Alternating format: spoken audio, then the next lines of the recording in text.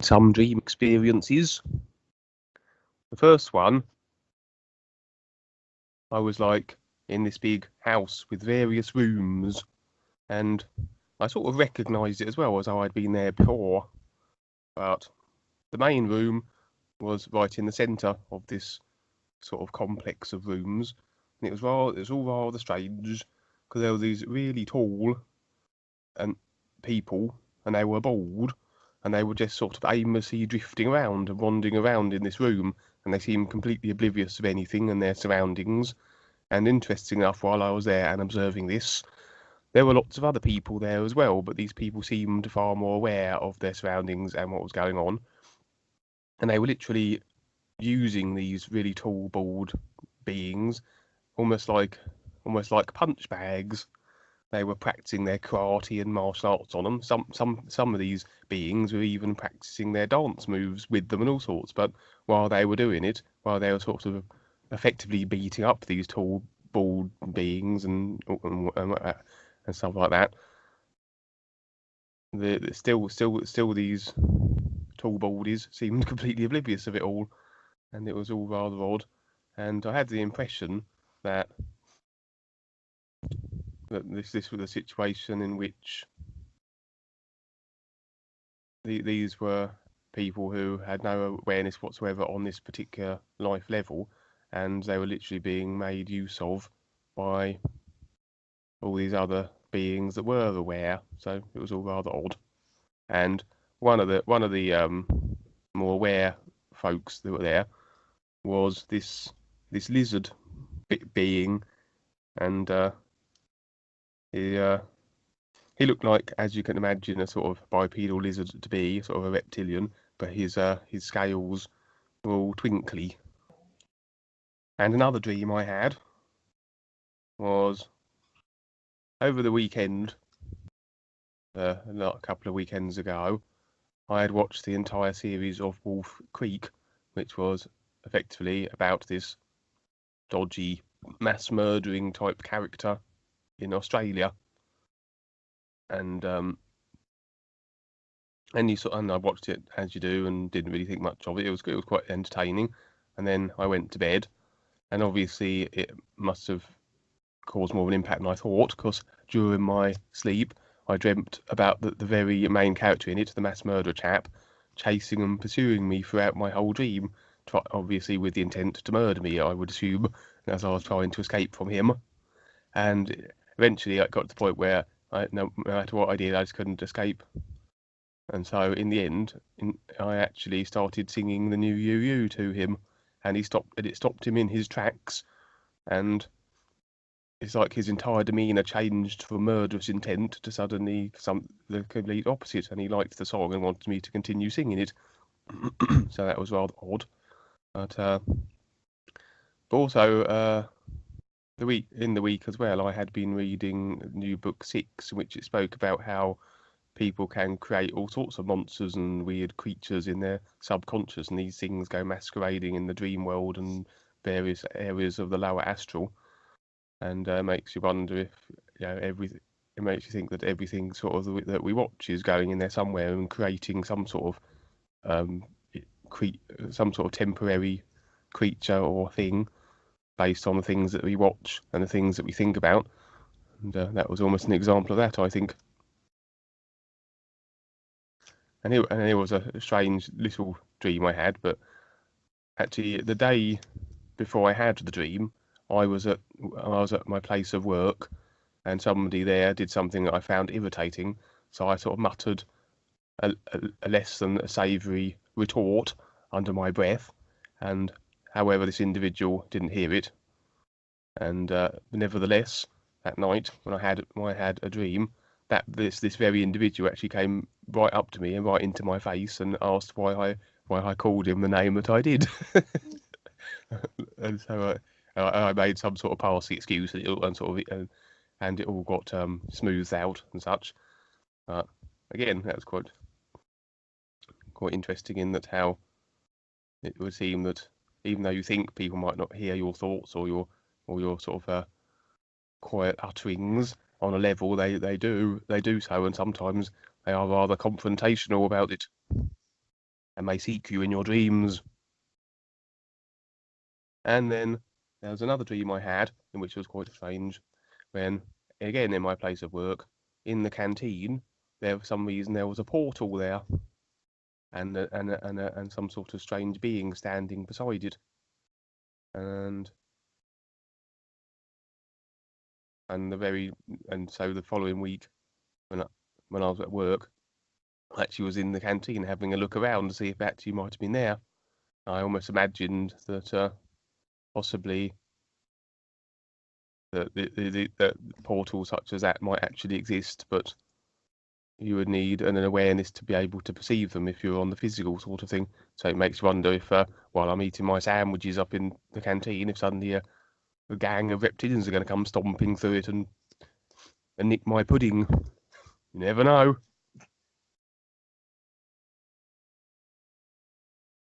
And the final dreams I had last night, where I was out in the street. I'm in my neighbourhood, and this dream is actually one that I have fairly regularly.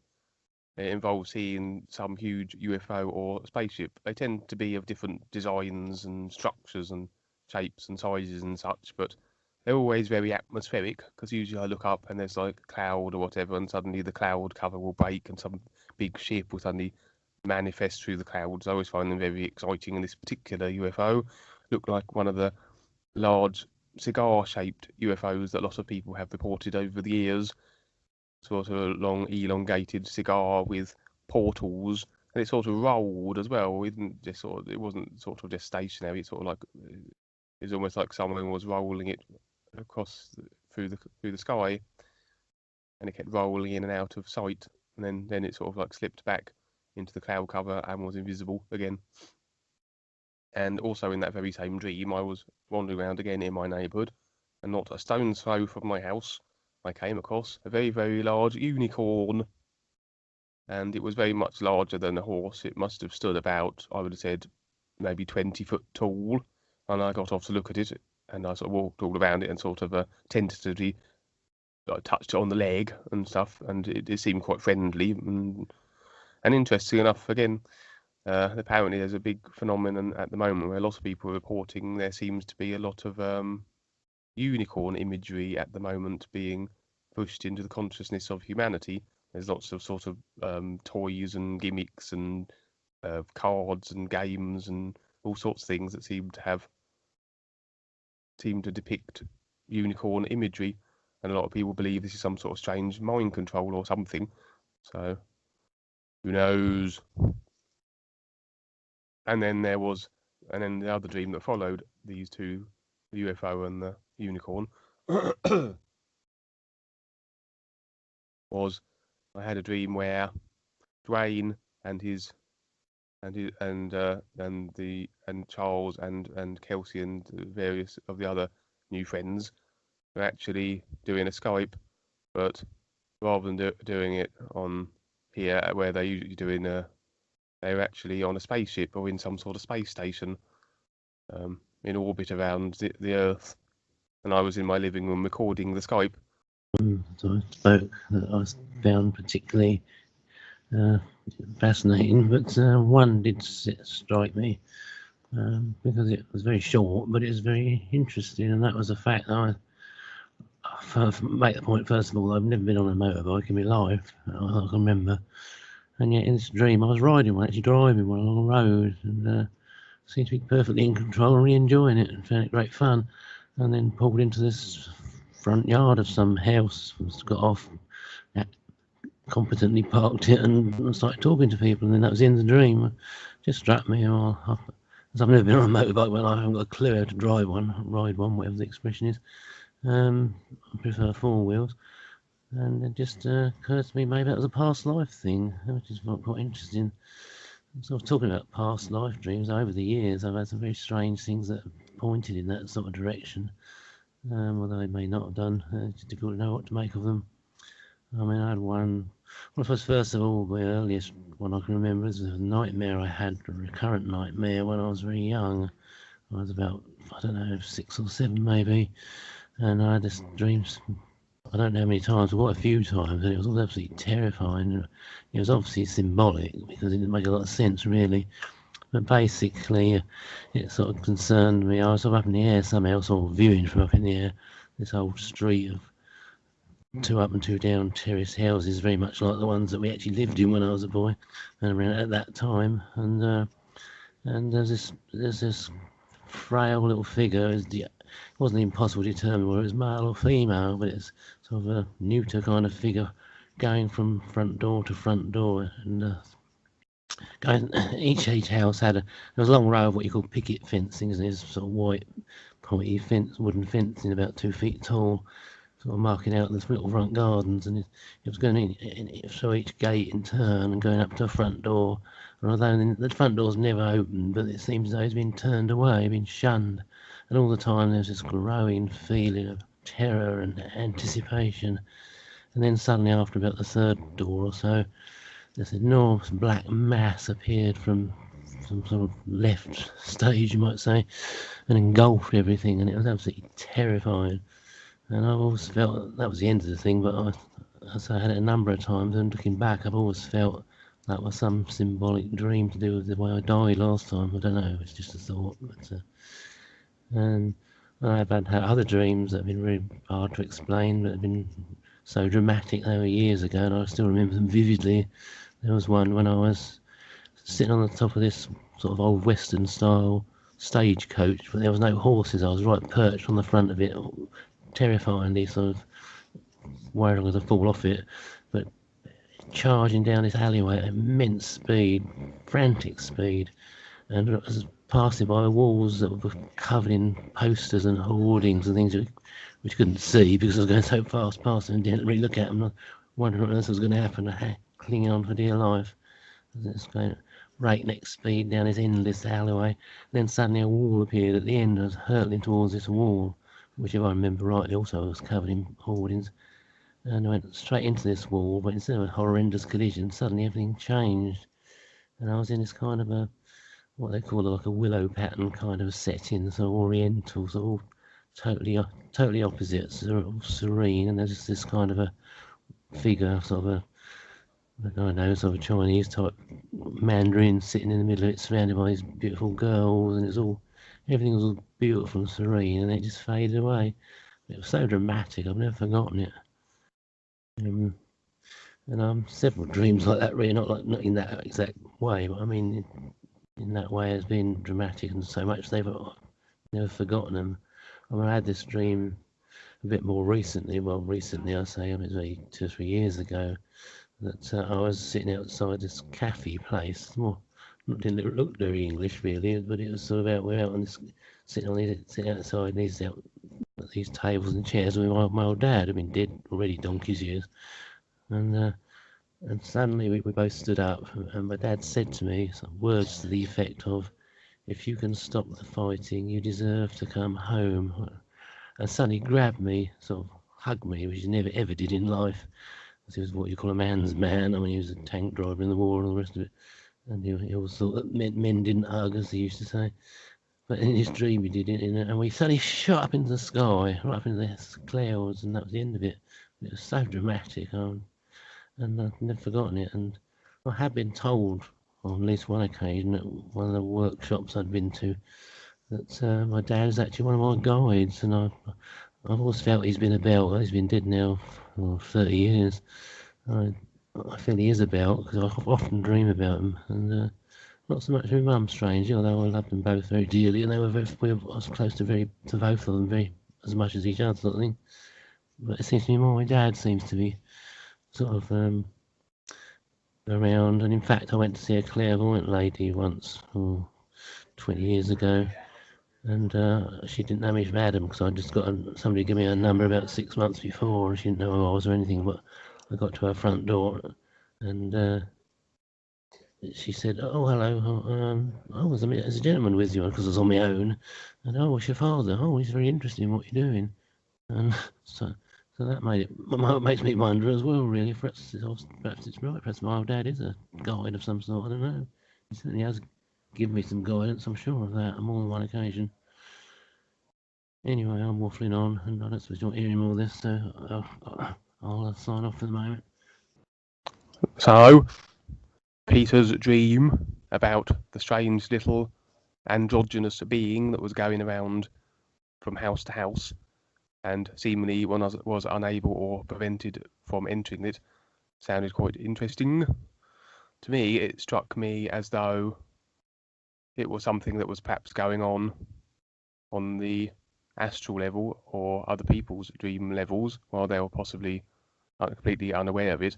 And I got the impression, listening to that this little being was unable to enter people's houses because it didn't have agreement to do so. So it may have suggested it was possibly either doing things for benign or malign purposes.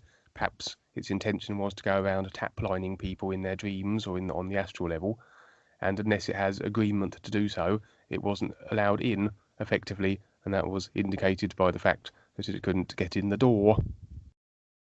Because it reminded me of one time when I did a out-of-body experience, and I wandered about my street, and I came across an individual who was going from house to house in a similar fashion. He didn't appear to be tap lining people, but back then I didn't even know what tap lining was, because this was well before I got into the NU U presentation and learned about all this information. But nevertheless, he was wandering from house to house, and he seemed to be he seemed to have his hands in people's auras and was fiddling around and doing things or doing something. And so I went up to him and I asked him, I said, may I ask what you're doing, out of curiosity? And he seemed quite happy to tell me. And he told me that he was basically fixing people and fixing and removing cancers and helping with brain tumours. And he actually said that he can only do this if people ask for help, sort of thing. If people ask and wish to be healed, sort of thing. Otherwise, he would be unable to do so. So I perhaps thinking back on it, I wonder if that was a guide or something doing it. Maybe one of the guides, perhaps helping all these people. So that's the first thing that I thought of when Peter talked about this dream. I thought it was perhaps something along those lines. And then the part when there was this great black blob that materialised and engulfed everything. I wondered if that was like the culmination of all the unconscious agreement to this world and its demise. And that was basically a demonstration of the final end result, in which the entire epoch is completely destroyed and imploded as a result of all the collective unconscious agreements that have built up and resulted in the final destruction of the epoch. Well, that's very interesting. Perhaps there's one thing I didn't make all that clear when I said about it before, and that was that I got the distinct impression that the little figure was totally innocent and vulnerable. It wasn't as if it's some sort of a menacing thing at all. It was a complete opposite, and the menace was building up, and was about to engulf it and sort of take it out, sort of thing. That was the feeling I always got, and that was the thing that was so frightening about it. This seemingly innocent sort of being, whatever it was, male or female, and for some reason it was nobody wanted to know it, sort of thing. Wanted to make sure they didn't get in their house, but I don't think it was because any kind of menace. I think perhaps they thought they would be engulfed as well. Well, I think actually probably were, because the whole scene was engulfed by this black mess or mass, whatever it was. So I rather come to think that maybe the black mass symbolised death, but I don't know. I mean, it's take dream experts to interpret it, I suppose. Can't you? So Kevin and Peter have recorded their dreams recently. I've had a load of dreams, but for some reason I don't seem to be able to remember them in the morning. They go quite quickly.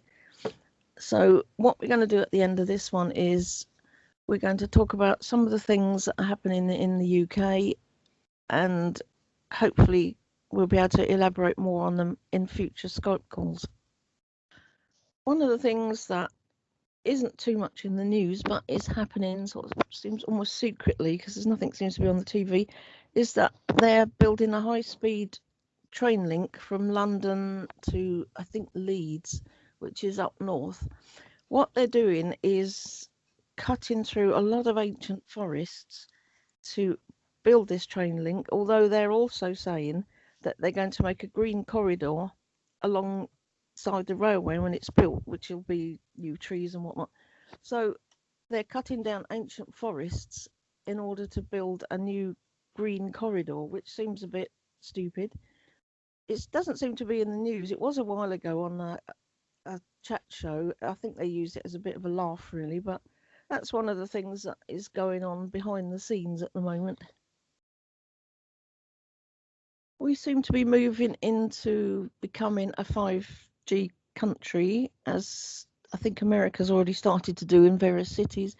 It's there's one trial in London, another trial in Luton, which is about 10 miles from us, which is a bit worrying, and another trial somewhere in a town up north. I think people are very excited about 5G in general because they're so addicted to their mobile phones. Wherever you go, there's somebody clutching a mobile phone to their face. They don't seem to be able to live without it.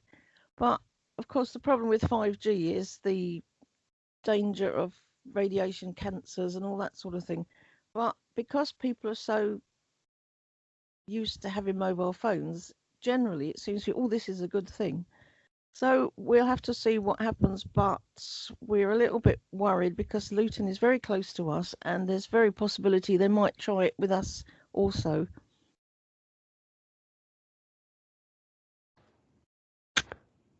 Yes, and the procession of the mobile phone technology has gone along the lines of initially holdables, and now we're turning into things like wearables, such as Bluetooth and things along those lines.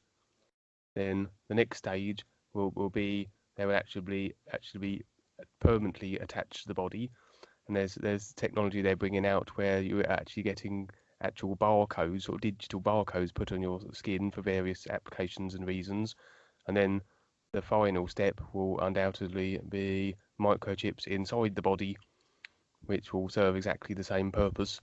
And a lot of people like Ray Kurzweil and various other creeps are openly talking about how everyone's mind will be digitally connected to a sort of a cloud, and that will be requiring everyone to have the microchip inside their body to do so. So the whole process has been to get people addicted to technology, and a lot of scientists have found that the electromagnetic effects of the mobile phone technology completely rewires the brain in such a way that the brain then becomes synchronized with it and requires it in a sort of like an addictive sort of way, almost an electromagnetic addiction. And they in fact are calling it they're actually calling it digital heroin. And so that's the progression of the mobile phone, where it's going to lead. It's going to start off as it is, and eventually we'll end up with microchips inside the body. And of course, everybody is so addicted to the technology, the majority of people will accept the microchips inside their body if there is no other alternative to them being able to do their mobile phone stuff and what have you.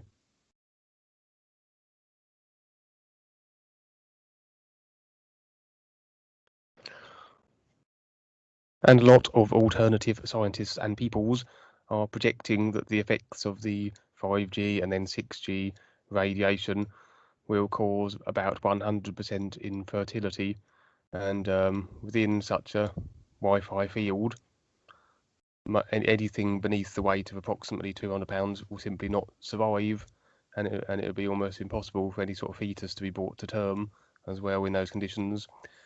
And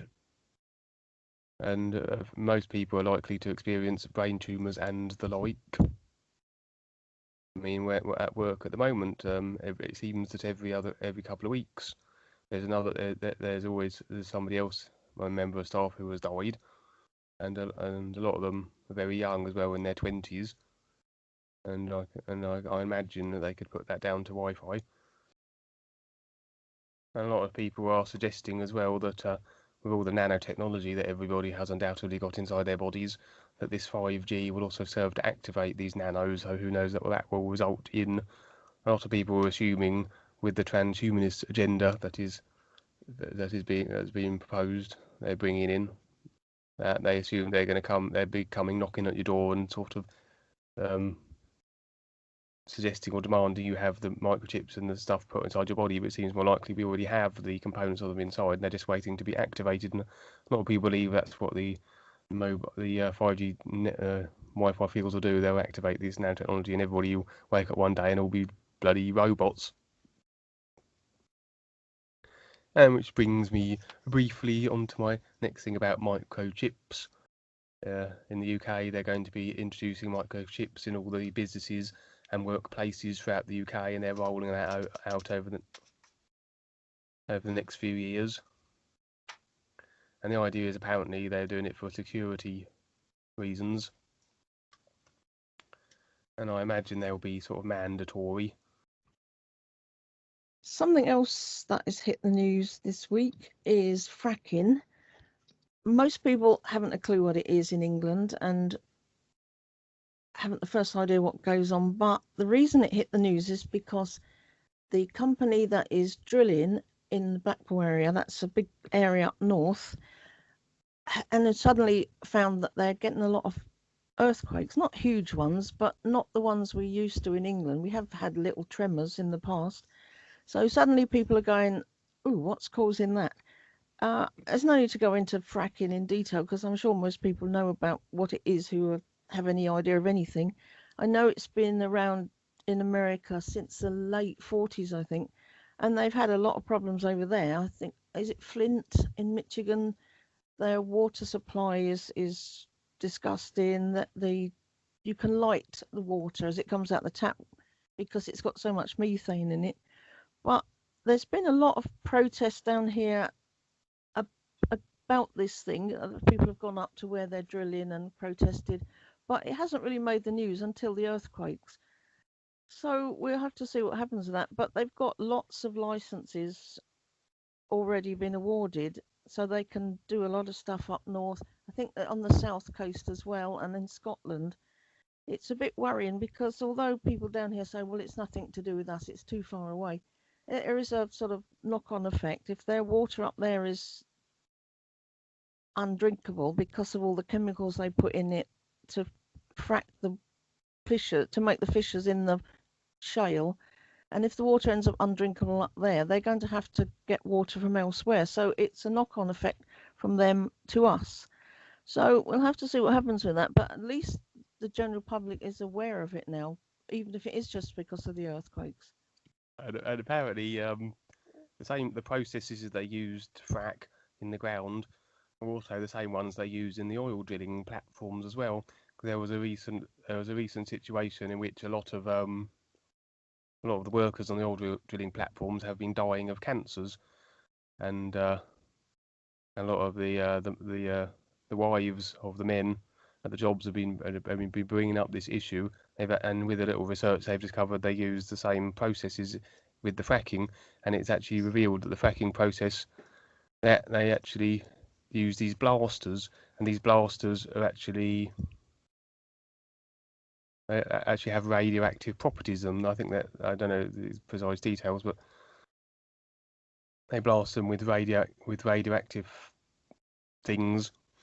That's apparently what they use, and they have in the last 20 years they've been using them on the oil drilling platforms, and that's the reason why a lot of the workers on the platforms have been going down with cancers and such. And so not only is the fracking polluting the water with all the chemicals that they're using in the process, but also they will be completely contaminating the ground and the water with radiation as well, it would seem.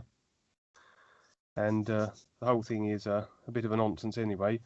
Because the whole thing is based on the fact that apparently we're supposed to be running out of fossil fuels, but a lot of researchers and peoples are saying actually, in fact, that a lot of the fossil fuels are not fossil at all.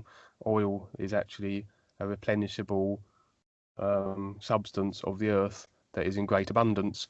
And I think they have found huge oil reserves recently that would last the human race, if they were to carry on using oil, a couple of 100 years.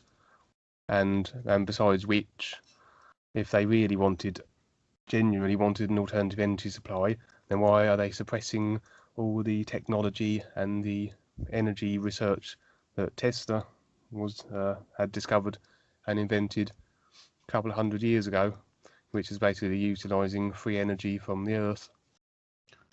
And we leave you with news that you can in fact now be the proud owner of a robotic gardener, because apparently Amazon are now producing a range of robots that can do all your household chores for you. And also, there's a company, I believe it's in the UK, in which they're recreating a real version of Westworld, apparently, without all the gore and violence, or so they say. And in China, I think, or Japan, or one of those countries, they're actually believing they're going to pull off a real Jurassic Park as well, based on dinosaur genetics and including robotics and cybernetics and sort of like cybotic robot stomping around and stuff like that.